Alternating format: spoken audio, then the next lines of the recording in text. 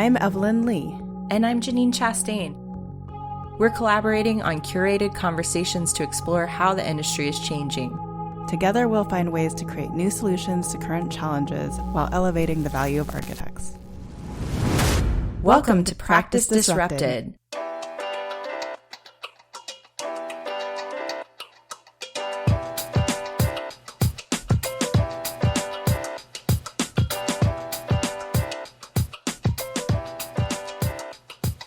Hey, Evelyn. Hi, Janine. Hi, listeners. Welcome back to Practice Disrupted. Today's episode is focused on recreating your career in architecture. And this conversation actually started at a coffee shop in San Francisco where Evelyn, you and I were meeting and talking about our own careers and trying to figure out how did we take our architectural education and merge it with our business training to inform the type of career that we wanted to have. So I felt like we've had that conversation many times over the years, but at this particular coffee date, we were starting to sketch out the foundation of a workshop that we were envisioning sharing with other people who were having similar questions about their careers. This idea actually became the foundation of the program that we pitched to the Women's Leadership Summit, and it successfully was selected. So we ended up getting pulled in to come and do a workshop, and we asked today's speaker, Laura Weiss, to join us. And together, the three of us developed this program focused on using an architectural education to essentially recreate a career, either in architecture or apply it to a career into another field. When we got to Minneapolis for the Women's Leadership Summit, we were really happy to find out that we had 2 days of workshops, and both days the rooms were packed with women who wanted to really talk and dive into these conversations with us. So we used different self-reflection methods and assessment tools that we had also personally done in our own career journeys to talk the two groups through how to think about their personal values and goals that could help them start to design and craft a career experience that was personal to them. Yeah, and I don't want to isolate our male listeners on this. So I actually think a lot of the things that we developed for recreating your career in architecture, and something that I'm looking for developing and actually turning into some type of full-fledged online course on practice of architecture, is really meant for everyone. These tools are tools that everyone can use. The interesting thing about Laura, not dissimilar from David Fano, an earlier guest on the podcast, is that she's one of those people that I actually just reached out to on LinkedIn. So for those of you who don't think LinkedIn is a powerful connector, here's 2 testaments to the fact that it is. And at the time when I reached out to Laura, I was looking for new opportunities, and we actually had several connections through public architecture. She started serving on the board the same year that I left to get my MBA. So our paths didn't cross over exactly, but it was enough of a connection to reach out and say, hi, I would love to have a conversation with you. She was also, if you looked at her profile, she transitioned out of her career as an architect and went on to work at IDEO, which I think a lot of architects who think about alternative career paths, IDEO is something as a company that continues to pop up on people's radars. So she had actually a very long and successful career as an associate partner and practice lead at IDEO. So after Laura and I had our first coffee meeting in San Francisco, I convinced her to apply to be a director at large for the Strategic Council at the AIA. And I actually also asked her to help me by moderating the Practice Innovation Lab in 2017. So Janine, why don't you go ahead and dive into the more official bio for Laura? Sure. And you guys are in for a treat. Laura is full of energy and very passionate about her subject matter. As a professional coach, facilitator, mediator, and consultant, Laura Weiss helps creative leaders engage in powerful conversations that drive change. A former licensed architect, Laura spent a decade with the global design firm IDEO as a practice director and associate partner. An expert in service design, she subsequently assumed leadership roles inside a variety of enterprises seeking to build their own capacity for innovation. Today, she leads her own practice, Design Diplomacy LLC, and is an adjunct professor at the California College of the Arts. Laura holds a B.Arch with honors from Cornell University, an M.Arch from Yale University, and an MBA from MIT Sloan School of Management. A lifelong learner, Laura has also earned a professional certificate in mediation and applied conflict studies from Champlain College in Burlington, Vermont, and her CPCC certified professional coactive coach credential through Coactive Training Institute, and she is also an ACC associate certified coach with the International Coach Federation. Yeah, and I think one of the interesting piece of all of this and the why the three of us make an interesting case study is because we all represent different generations in architecture who actually went on and got their MBA and then have created new career for themselves afterwards. So let's jump to the interview. Welcome, Laura. We're really excited to have you. You are such a powerful speaker, and we're pleased to have you on the show today. We wanted to give you an opportunity to share an introduction about yourself, your company, and the work that you're doing. Great. Yeah, I'm really glad to be here. I'm a facilitator, a consultant, and a certified coach. I essentially help leaders in the creative professions engage in powerful conversations that drive change. And I primarily do this through one-on-one coaching with individuals that might hire me directly. I also have partnerships with a handful of large design firms and some tech companies that hire me to coach their high potential leaders, and sometimes also small leadership teams or even co-directors or partners. I kind of consider myself a little bit unique in the coaching world because I bring a depth of obviously design experience and design tools into the coaching process, along with skills as a mediator and some education on the neuroscience behind how change happens. So it's a coaching experience that really blends learning with doing. So, yeah, as Janine said, Laura, this is the second time actually the third time, because you helped moderate the Practice Innovation Lab for me that we've gotten together. And you've had a really interesting path to get to where you are. So I think it would be great for you to share that with our listeners, especially because you come from an architecture education. Like the two of you, I began my career as an architect, and I wanted to be an architect since I was the age of 12, which seems to be a common age where a lot of people discover and become, kind of enchanted by architecture. So I pursued a professional degree right out of high school, and because I had an interest in teaching, I pursued a master's degree in architecture immediately after that, and I got licensed a couple of years after that, and figured I'd be an architect for the rest of my professional life. But as an architect, I became increasingly interested in the business side of the creative process, specifically how architects worked with their clients and with the general public, and the impact those relationships had on what actually got designed and built. And I think, as you both probably can attest, it sometimes can be disappointing or disheartening at best.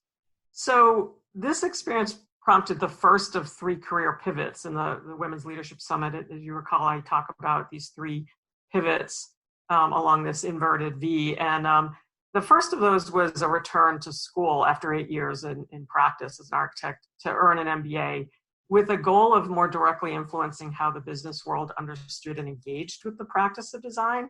And similarly, I had this big idea that, and this belief that I could also bring strategic thinking to the design professions. Now, in the mid-1990s, when I was doing this, it was a bit of a risky move. The roles that are now available for designers with a business degree were practically non-existent at the time. However, I was fortunate to find sort of what I call the right sandbox for experimentation at IDEO, which is one of the best-known innovation design firms in the world. And over the course of a decade with them, I worked with clients in a wide range of industries, and with my colleagues, I developed new ways to introduce the design tools and methodologies that were common to kind of manufacturing companies to Fortune 500 companies in the service industries. I eventually co-founded a practice with three other colleagues focused on this new arena, and what would today probably be called experience design. The second pivot of the three came when I left IDEO after about a decade to better understand and help develop the capacity for innovation on the inside of those same kinds of organizations who had been my clients. And what I learned is that the most successful efforts did not result from, a single big idea, even though that's often what is celebrated in the press, especially when it concerns a new technology. Ideas are actually the easy part. We can come up with lots of different ideas. It doesn't mean any of them are going to be viable. And so the real challenge I discovered is in leading the change required to bring a new idea to life. And that requires leadership, organizational leadership, team leadership, and perhaps most important of all, I've discovered self-leadership. And it was this final insight, this last insight that led to this third pivot that is the current focus of my professional life. And so today I think of myself as someone dedicated to empowering the people side of the design and innovation world by supporting the growth of design leaders in terms of their influence and their impact on the world. That is such a powerful story. And I think that it's a skill that's really needed right now in our industry. And I'm hoping you can talk a little bit more about the prototyping part of it, because you talked a lot about using prototyping to experiment with different options in your career before you made these major career pivots. So it's probably worth saying something first about the purpose of prototyping.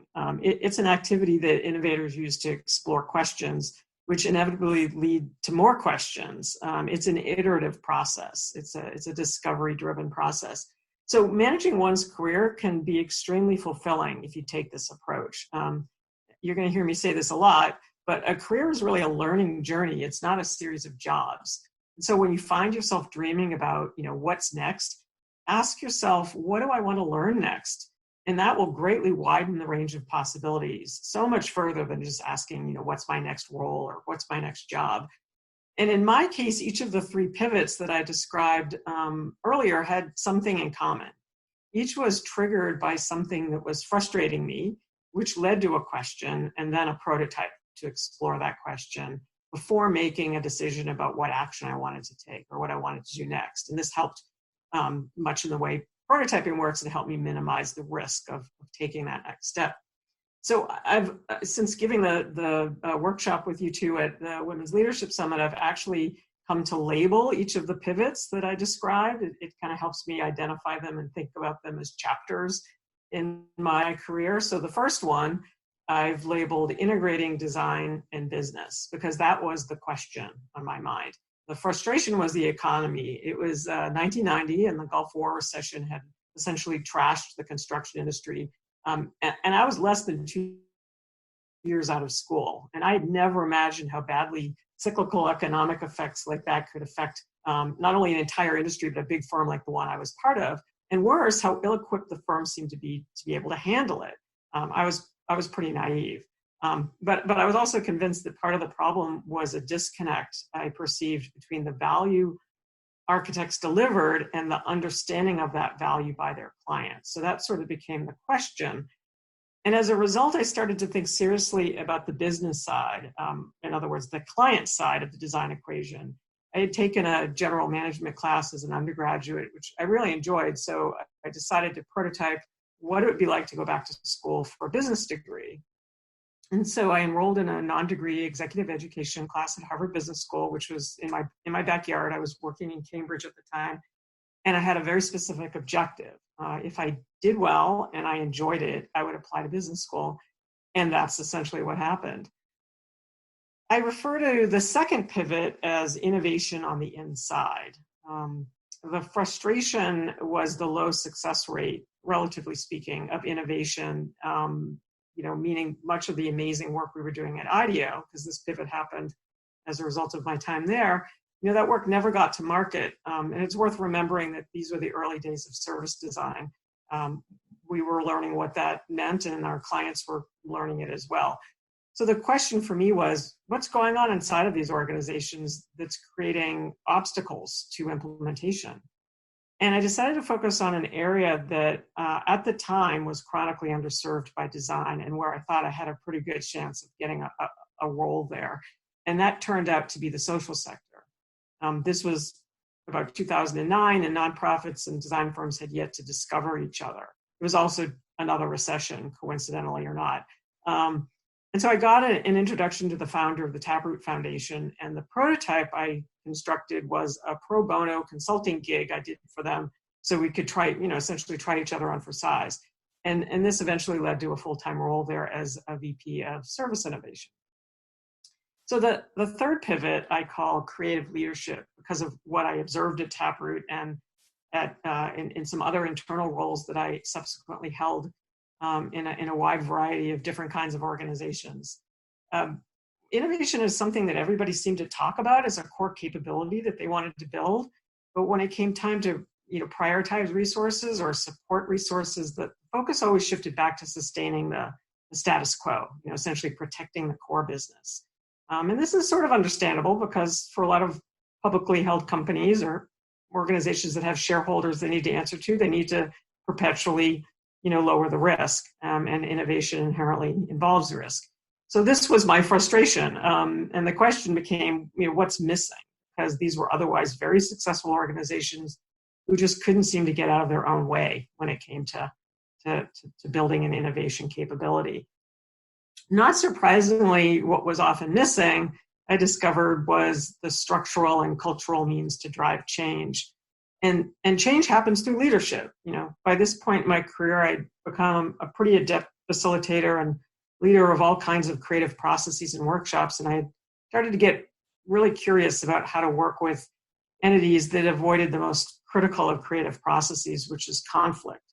And I decided I wanted to get trained as a mediator. But before enrolling in a formal degree program, which I ultimately did, I found a local 40-hour certification program I could do on weekends to try it out at minimal cost. So that became the prototype. And I loved it. And that was ultimately what also connected me to coaching, which it will surprise neither of you to know. I hired my own coach before deciding to invest in my education there as well. So that's essentially an overview of how prototyping has served me well in guiding the evolution of my career. And Laura, you drew a diagram of these pivots to present during the Women's Leadership Summit, which I thought was really an innovative way to think about your career.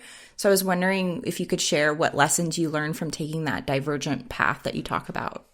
Yeah. And the diagram was the upside down V, right? So this idea of this ever divergent kind of path with no top on it, which is kind of interesting. But yeah, looking back on that journey I just sort of described, I had this interesting realization that every position I held since leaving architecture was essentially created for me. It was really weird and kind of mind-blowing. And I realized that was possible because, first of all, I took this prototyping approach and this very, discovery-driven approach, not really knowing what might be next. And I was able to do that because I was clear about what I was looking for, right? There was a learning experience or a hypothesis I wanted to discover or learn more about. In each case, I wasn't looking for a job. And as a result, I sort of was able to put myself in the right place at the right time. There's definitely some serendipity involved in all this, but, I think somebody once said, luck, I'm going to forget the phrase now, but it's sort of a combination of luck and experience, right? And another piece of it is having the courage to follow your instincts. We all have instincts. We all have things that we wish we would do or would love to do, but we oftentimes feel like it's too out there. It's too separate from what we're already doing, or we don't have the right experience. But, I took the clarity and the courage, and I think that's what's been able to, allow me to have a career journey that is happily divergent. Yeah, it's interesting to me that you talk about courage specifically, because I feel your last pivot actually happened fairly recently in your career. And I've actually been approached by a lot of people midway through their career that feel that they've dedicated so much time to architecture now. How could they ever consider doing something other than what they've already been doing? So, now that you've done career coaching and a self-assessment for yourself to gain more knowledge about your own journey that you talked about, what observations can you share from pursuing those experiences and the value of pursuing outside help, maybe to get that courage or get people over this thought process that they've committed so much time to one area that they can't make the switch? Yeah. And by the way, I had that the very first pivot, it was the hardest because it was essentially I was essentially walking away from, 7 years of essentially gold-plated education and, licensure, and I had taught at the university level and, 8 years of practice, and all that investment, how do you walk away from it? So I've been there. And my response to your question starts with sort of the idea that anything you can do to gain some self-awareness is sort of key. And that's going to sound a little bit wishy-washy. So let me explain how that connects also to what the beauty of coaching is.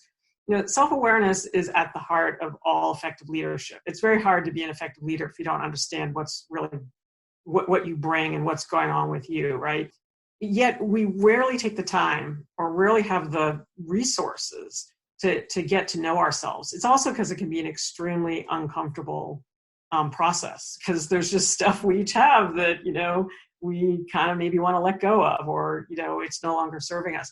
And coaching is actually an extremely powerful process to support this process. So first thing I'll say is never hire a coach who has never worked with a coach themselves, because they can't take you someplace they haven't been themselves. And coaching is right now still an unregulated industry. Anybody can hang out a shingle and be a coach. And unfortunately, some are more effective than others.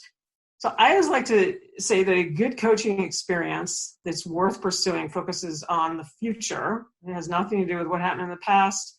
That's more the domain of therapy. It's very future-oriented, and it's very much oriented on investing in your own natural strengths in order to grow and evolve.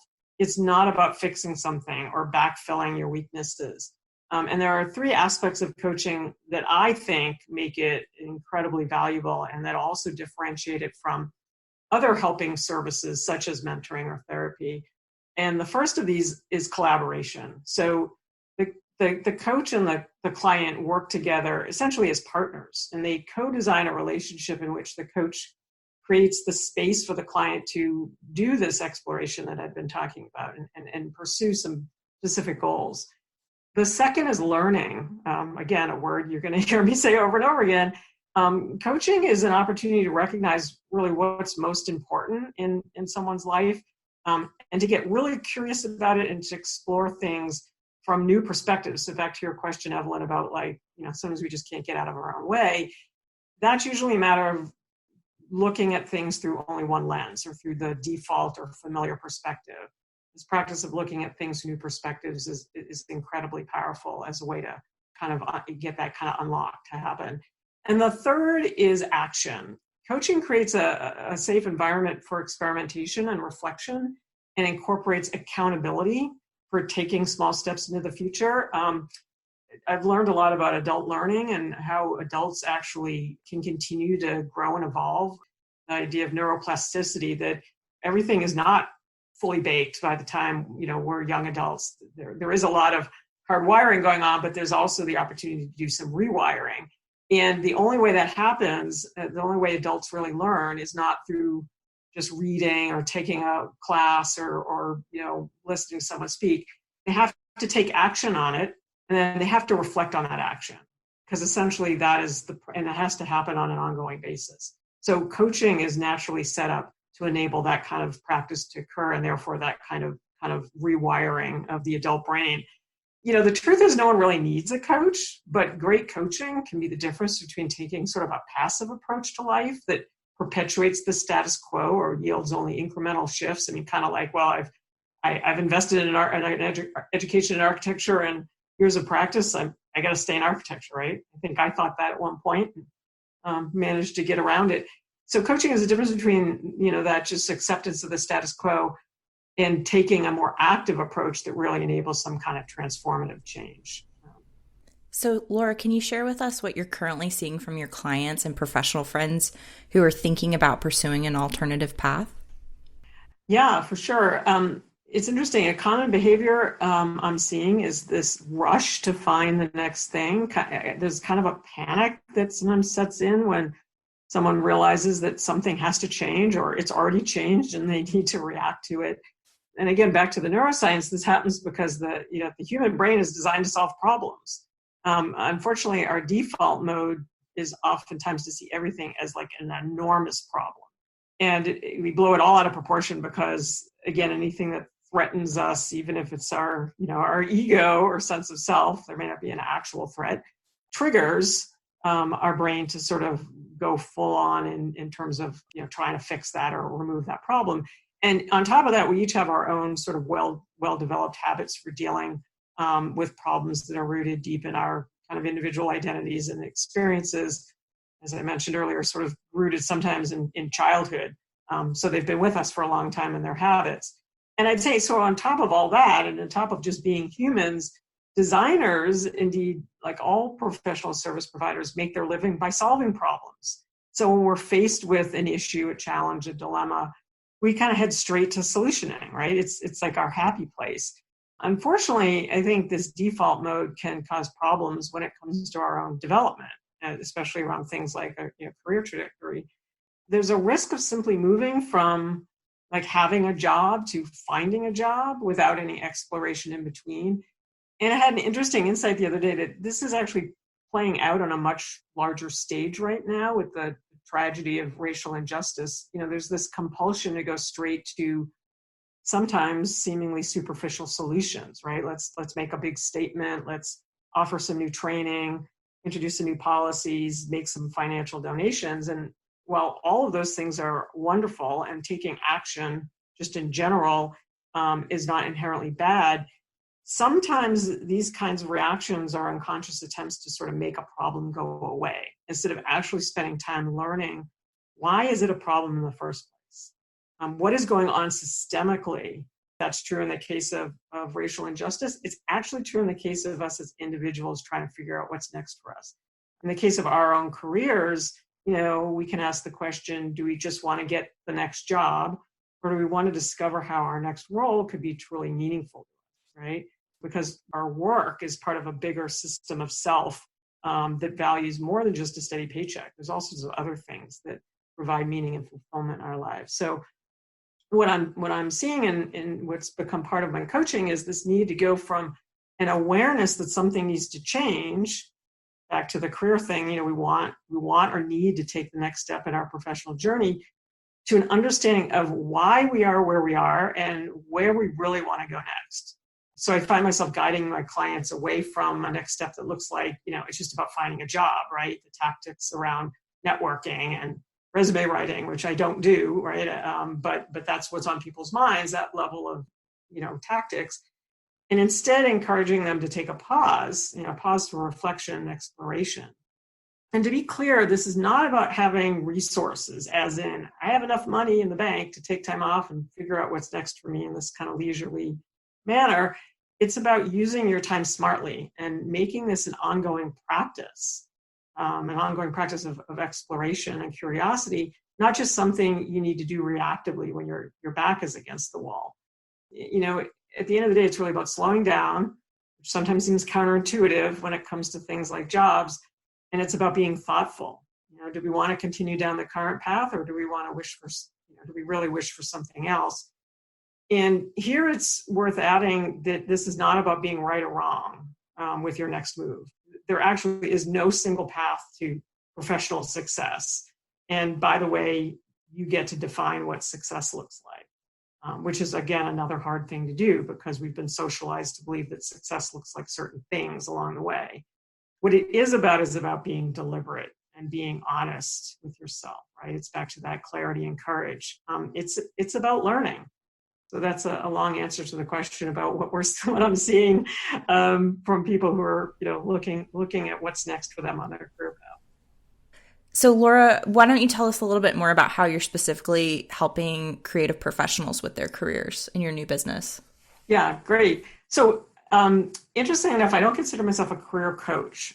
I consider myself sort of a whole life coach because I kind of think of career as part of a system that is comprised of many aspects of our lives, right? So the question is really this: how do I help people actively manage change? Because a change in a career might trigger a change in professional life or vice versa, or where one lives or how we want to spend our free time. So it's about kind of actively managing change. So if we build off of the idea I talked about just a moment ago about, building in that pause for reflection between awareness that I want to make a change happen and actually doing something about it, once you release yourself from that idea of I have to just solve the problem, like as in I need to get a new job right now, you can set yourself onto a path where you will likely find a better fit that maybe is more fulfilling, not just another job that pays the rent. So that doesn't mean, we're always looking for our dream job. In fact, I don't think that such a thing actually exists, but you're just looking for that one next step. What's the one step in the best direction for you? Again, remember, it's all about learning and there is no right or wrong. It's a process of examining your current situation. This is a theme I mentioned before, and maybe letting yourself be a little bit uncomfortable with what you might discover about yourself, and be open to what you might learn. Right? There's wisdom deep inside of us that it's just waiting, to be discovered, but we don't usually have the time or the resources to kind of, meaning the skills to sort of tap into that. And so that's a lot of what I do as part of my coaching practice. Now, because your audiences are a lot of designers, I've actually come to believe that designers have an advantage when it comes to this kind of exploration, and that they can kind of put the training and skills they apply to their work with their clients to work for themselves. So things like being curious, making observations, brainstorming and prototyping, and of course, this amazing ability to imagine a better future, right? These are all things that are part of the design process. And it's sort of what we need to do for ourselves. So it's important to be able to lead ourselves during that process, meaning we also need to manage anxiety and stress that's inevitably sometimes part of dealing with difficult times such as we're in now. Because again, as I continue to geek out on neuroscience, I've learned that physiologically, if we are under stress, right, if the hormone cortisol has been released and is coursing through our bodies, it actually inhibits our ability to be creative and to think creatively because our body's in survival mode. And so the ability to learn how to sort of self-manage, calm oneself down is a part of this process also. And then I'll just add that, back to this idea of it's part of shifting our perspective, right? Because that shift in perspective or taking a different mindset and looking at what's going on right now, especially during this time of extreme uncertainty where people have either lost their jobs or their jobs look like something completely different, or they're working from home with all sorts of other distractions, we can see all the problems with that situation, but we could take an alternate perspective and look at it as an opportunity, right? Ask ourselves, from a place of curiosity, what's here for me now? What's possible in this world? Instead of living in the past, like, oh, it was so great way back when we could do X, Y, Z, or a fear of the future that we're assuming may or may not happen. The only thing you really have any control over is the present. And so I oftentimes will work with clients to take that alternate perspective, understand what's right in front of them right now, and will help with that immediate next step. Laura, it sounds really exciting what you're doing. And I guess we want to know, how can people get in touch with you if they want to work with you? And can you give an example of some of the stuff that you're kind of exploring right now with your work? Yeah, sure. First of all, people are always welcome to get in touch with me through my website, which I think are in the program notes. There's a form you can easily fill out, and I will set up a time with you to have a complimentary coaching session or just a conversation. Those are always available through contacting me that way. And I work with people on a whole range of topics, usually on this general topic of change. But as you point out, Janine, it's a lot of it right now is around career. So maybe by way of illustration, I did have an interesting recent conversation with a prospective client that maybe illustrates some of the themes I've been talking about on this podcast. And this individual came to me after only being out of graduate school for 3 years. He had a master's in architecture. And at 3 years, he was wondering how to pivot. That was literally his request. And what he had said in his original note to me was it takes too long to progress in architecture. After 3 years, I can see that. Should I get an MBA? Should I go work for a developer? It was an instant, here's the logical next thing. I just need a new job. So, and granted, this was just a 20-minute call I had with this individual. And the first place we started was really with the question of what did you love about architecture, right? Just sort of taking it back to a way to gently reveal the undercurrent of values, like what really still makes this person run, what gives them energy, what motivates them. And it obviously, to have made an investment in architectural education, there was something about the practice or the discipline of architecture and design that's still there. So we spent some time talking about that. And then what is often, a lot of this is organic, certainly, and you're being highly responsive to what the prospective or current client brings up, right? There's nothing formulaic about this. But we shifted over from that point of what do you value to, well, what is your dream, right? If you could right now do the thing that is really calling to you, what would it look like? And that becomes sort of an interesting free-form, extemporaneous sort of description. But this individual had no hesitation, right? He had something in the back of his mind. We all do. Sometimes it's moved to the foreground and it's screaming at us like, this is what we want to do. A lot of the times we're holding it back, right? Because it doesn't seem possible. It seems too weird. I don't have the training for it, et cetera. But, getting that out there and getting the individual to articulate that is very revealing for them as well. And then you can do this shift, through the coaching of, instead of saying, well, how do you go, let's strategize how to get that job or that role. I shifted it back to this notion about, an experience. In other words, what's the next learning experience you need to be en route to achieving that dream, right? What's just the very next thing? Because this person had in mind something that wasn't too far afield from what they currently had training in, but it was different and it would have required some additional experience. And so all of a sudden, leaving them or bringing the client to a world of possibility is a huge part of what coaching does, as opposed to like, well, let's look at all the things that are not possible or all the things that are going wrong. It's the what is going right. What's possible from here, as I said a moment ago. And from that point, we can start to get very granular. This is where the action comes in, and actually articulate the purpose of whatever it is you're going to do next, right? With that goal of one step towards the dream. And it's not about income, right? There are a lot of ways to get income, right? And I don't say that flippantly. I know it's, job scarcity is a thing right now, but if you're putting income at the front of the line in terms of what it is that's driving you, you won't be driven by your values anymore, unless your value is, money at all costs. And that's rarely the case with most human beings. So it's about articulating the purpose of the next move. What do I want to learn in my next role?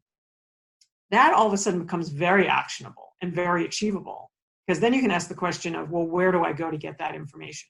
Who do I know that I can talk to in my, what's right in front of me in terms of my inner circle, the people I have contact with, or even second degree contact with, that I can start that dialogue with. And it turns out this individual knew someone in the exact role he had articulated as their dream role for him. So it's sort of a matter of, a little bit of synthesis and connecting the dots, but all of a sudden, instead of it being this elusive, I've got to get out of architecture and I don't know what to do next. Again, that's the going straight to the end game. It's stepping back to sort of what is that first step? And you do that by understanding, what do I want to learn next, not what's the next job I need to have. So I started to think about this approach as allowing you to reset your career management strategy from one of moving away from something. Like, I got to get out of this job, I got to get out of this profession, I got to get out of this, whatever, this firm, and reframing it, again, shifting the perspective to moving towards something. And that's going to be much more aligned with individual values than taking the kind of the default problem-solving approach. That's really great. There's so many different takeaways, I think, in this entire conversation. And I know you said you've said a few of them a lot, like learning, but I think it's almost necessary to continue to emphasize those points. I'd love, if you were to kind of wrap this up in 3 or 4 bullet points, what would you like our listeners to really walk away with? Thank you. I appreciate the opportunity for that. And I had looked back at the takeaways the 3 of us had offered during the Women's Leadership Summit. And I'd say for the most part, it's always heartening to say, yeah, these still make sense, but I've maybe embellished them a little bit. So I'll kind of revisit them here. The first takeaway I'd offer is to just accept that there is no playbook. There is no secret manual somewhere that all leaders in whatever your industry or business you aspire to be in have kind of discovered and utilized. There is no playbook. It is we're all figuring this out as we go along, right? And as I've said before, take a discovery-driven approach. It's kind of cool if you think about, like, we're all still trying to figure it out. Everybody is in the same boat in that way. It's just sort of how consciously are you doing it. So let go of the idea that there's a right way to do any of this, and accept that, in the case of your career, it may have many twists and turns, and that's probably what's going to make it sort of all the more interesting. The one thing I'd add to this that I hadn't heard when we spoke back in September is Marshall Goldsmith, who's a very, very well-known coach. He now coaches other coaches. I listened to him speak on a webinar the other day, and he said something similar. He said, don't get fixated on the end result, right? Focus on the process, which is essentially the coaching process I described a moment ago. And I love this other thing he said that we can all say to ourselves at the end of every day is, did I do my best? And can I just be at peace with that? Like, we're all just trying to do our best. So the second one is, again, a rearticulation of something I said earlier, is have purpose for whatever you do, right? Notice what gets your attention, what gives you energy. That's going to reflect an underlying value or values. And those are the things you should be focusing on or moving towards. You can also notice what drains your energy or leaves you frustrated, right? Because essentially those are things that are ignoring or trampling things that you value. That's why when I talked about the prototyping of my career, starting to recognize the frustration was a key to that, because there was something that was not aligned with what I was really meant to do. And that's why I said, for me, each pivot was preceded by a question that I was intrigued with that gave that frustration some purpose, right? The third thing, a takeaway I would say is, like, again, figure out the next thing, not the final thing, right? To use a metaphor, use a map, not an itinerary. You kind of know generally where you're trying to get to, but you know what? There might be a really interesting roadside stand along the way or detour you want to take. And that's the approach, not the I'm flying from San Francisco to Boston and I don't care about anything in between. Because at the end of the day, you really can't plan or think or strategize your way to getting what you want. You kind of need to live your way there. You need to experience things. And the only way you can experience things is in the present. So looking at what's available to you now is the key to this. The one I'd add that wasn't part of our session last fall is just be courageous and be compassionate. And the compassionate isn't just with other people. That's critically important, but be compassionate with yourself. Again, we're all just doing the best that we can. Laura, that's a really great place to land on courage and compassion. And we are so appreciative that you came on the show with us today, because I think you have a lot to share with people who are really thinking about these things very seriously. So thank you again for your time and what you're doing. Yeah, you're so welcome. It's always fun to speak with both of you. I really enjoyed it. Thank you. Well, I hope that you can all agree with me that really great connections can come out of your LinkedIn network. I believe I mentioned at the top of the show that I virtually reached out to Laura on a cold email because we had some overlaps in our career histories, and it's turned into a really interesting working relationship with her. And we've partnered on a lot of different things. So definitely use that to your advantage. Janine, I'm interested in hearing what stood out to you in that conversation, but what really stood out to me is that I want to emphasize that ambiguity is okay. And I especially like how she approached her career as a learning journey. I think architects can use kind of a reframing around their career growth in that way. Especially right now when many people may be pausing to reflect and think about what's next in terms of their career steps, especially during the pandemic. Laura really shared some excellent insight about what she's learned from her journey of being okay with ambiguity and adapting the skills of problem solving into figuring out what's next for her career. I think she's a bit of a trailblazer, to be honest, in what she's been able to achieve with her career. I want to point out, though, that it's not easy being an outlier, but it can create new opportunities that didn't previously exist. So when Laura mentioned her time at IDEO, when she was actually creating new business lines for her, she was combining her business degree with design long before it became commonplace or the cool thing to do, right? Yeah, and I think that we both relate to Laura in some ways because we've both had similar experiences of trying to step off of the path, explore new opportunities, take risks, maybe prototype a little bit in our own way, and try to find, opportunities that fit who we are as professionals. And we've sought that out. And I don't think for either of us, Evelyn, it's been a very clear process. It's just kind of happened over a lot of trial and error. And to come back to that, I think it's rarely ever going to be a clear process for anyone. I was one of those kids, not dissimilar from Laura, that knew I wanted to be an architect, literally right up until I became an architect. And that's when everything kind of got blurry and extra hard for me. But the bigger lesson there is that there rarely is ever a good time or right time to reevaluate your career path. I think it's an ongoing journey. I think that everyone who has really moved forward with any great magnitude has taken a risk at one time or another.